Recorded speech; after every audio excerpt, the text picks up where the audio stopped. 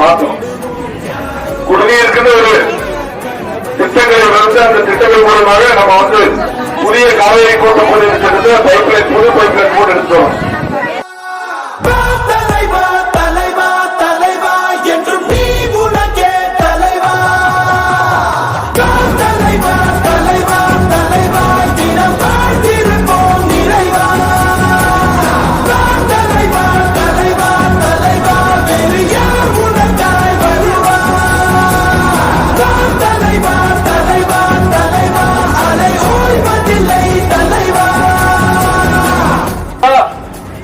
நம்முடைய ஆட்சி, நரேந்திர மோடி அவர்களுடைய ஆட்சி, தாமரையினுடைய ஆட்சி.